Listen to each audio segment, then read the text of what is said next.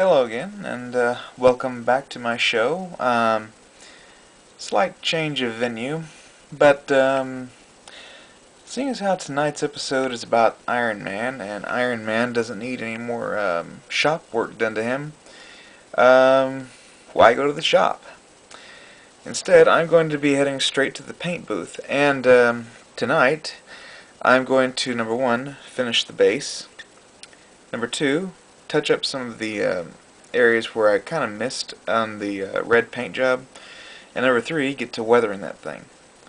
Um, there's only really one kind of weathering I want to use, and that's an oil wash.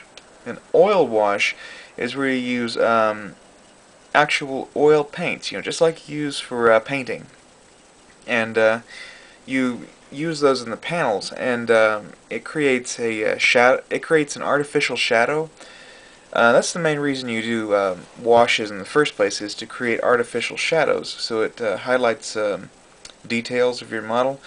On the Iron Man build, the interesting thing is that pardon me, the clear red that I used, the stoplight red, um, it has an effect of actually filling in those panels and darkening them slightly, the panel lines rather. But that's not quite enough for the effect that I want. In fact, I want to create actual artificial shadows. And I'll show you how I'm going to do that as soon as I get to it. But first of all, we're going to go into my little paint booth, and I'm going to start work on the base. And here we are. It's not quite as imposing as the X-Wing, of course. So yeah, I'm going to get to painting the base. Now what I want to try to do here is have a whole bunch of metallics in here, but not anything really shiny. Remember in the X-Wing video I said the reason why I chose a dark red for the base was so that it would contrast with the X-Wing and make it stand out more? Well, I'm going to go with this. I'm going to do the same thing with Iron Man's base. So I'm going to use like colors like jet exhaust and steel and rust and all that stuff. And some of these areas, like this right here, this half pipe or whatever it is, there's another piece down here exactly like it. I'm going to paint those. I think I'm going to paint those a dark color and try to rust them. I ran into some really good articles on doing that, and I think I'm going to try out these techniques. First time doing it, so wish me luck on that.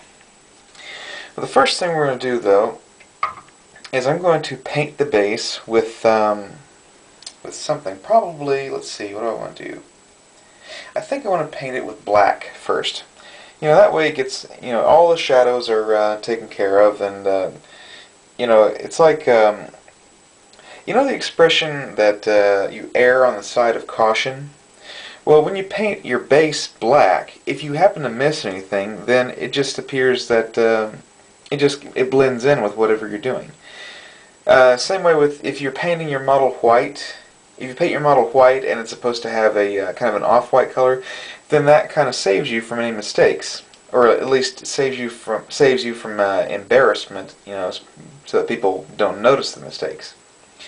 So I'm going to, I think what I'm going to do here is take some regular masking tape, because remember I mentioned my Tamiya masking tape is gone, and I'm going to mask off his legs. I'm not going to, the way you mask a large object like this, relatively large, is you tape paper towels around your model, and that will prevent paint from ever reaching the surface of the parts you've already painted. So I'm going to go ahead and I'm going to mask off the legs, and then I'm going to take it outside, spray paint it black. Well, first I need to warm up the spray paint, because it's actually really cold out there, and there's no way that paint is still there's no way that paint's any good right now. So I'm gonna have to run some hot water over it, get it nice and warm, and then do the painting after I mask. So I'm gonna go ahead and get to that, and hopefully it will I will not have any major bumps along the way. Yarr! This is not Iron Mummy, although that is an interesting idea for a modification to this, a future mod. I'm just a little bit paranoid about getting paint on this model. For one thing, I've done a pretty good job painting it, so I don't want the paint job ruined by a coat of black on an area that should not be black. Second of all, I'm a little bit paranoid of from the X-Wing. All that red and yellow paint got everywhere on that X-Wing, and I'm gonna have to repaint several areas. So I don't want that to happen to this model. So I have completely wrapped it in paper towels, and I actually did manage to find a piece of Tamiya masking tape. It was on an old model that I had, and it was just sitting around. And the support rod I had masked off for some reason because it wasn't painted. I can't remember the reason now, but anyway, I took it, and it was just enough to do his feet and get them covered. And then after I covered the feet, I just taped strips of paper towel, a strip of paper towel to the toe, and then wrapped it around the leg. Did the same to the other side, and then just continued wrapping the body until it was completely wrapped in paper towels. This should be pretty well impervious to stray spray blasts.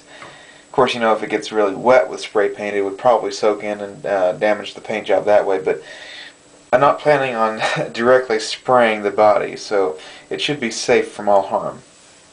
So I'm going to get now I'm going to go ahead and start painting this in earnest, and we'll just see where I go from there.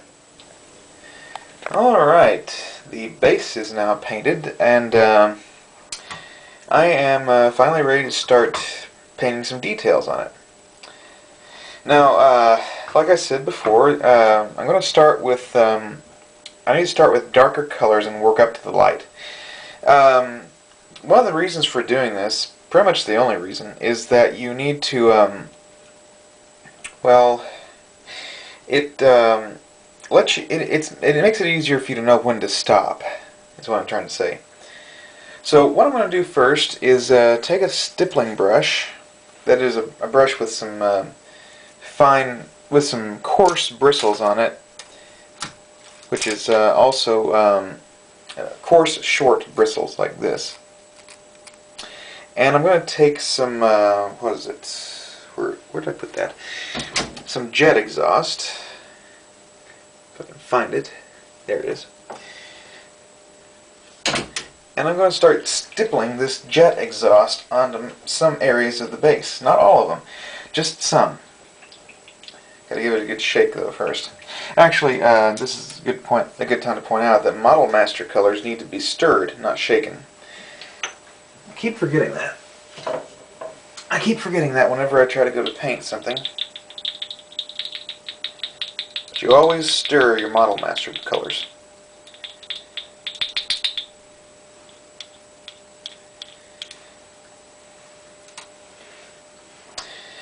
And let's see here, I'm going to have to use this paper towel over here. And what you want to do is, it's kind of like dry brushing in a way. Take your brush and load it up, dab off the excess, like so. Then you want to start working it in, start stippling it. And you go all over the base just like this. This ensures that your model that the areas that you're trying to do are not uniform. You don't want a uniform color distribution here. You want it kind of you want it modeled when you're doing this. A heavily weathered, rusty, dark colored base like this, or anything for that matter. Now this is just the base color, mind you. There's still plenty that we're going to be doing with it later. See how I'm avoiding this right here? I want to keep the dark black color of this because that's going to contrast nicely with the rusty colors I'm going to be using. I'm also not going to be doing the rest of this gear around here. This is going to be red.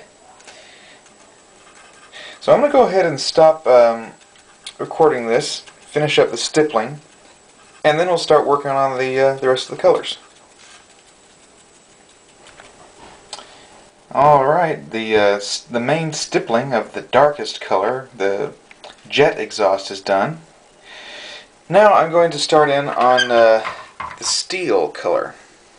That's about as bright as I'm going to go with this, and I'm not going to be doing steel on all the panels that are around there, all the little panels. Excuse me. I want it to be to have some brighter areas for contrast, but I don't want the whole thing to be bright. I need to start looking for these before I push record on these videos, I think. Oh, where is it? I do not see my steel. Well, after searching high and low, I did not find my steel. So, remember what I said about improvise, adapt, overcome in the TIE Defender video a few videos back?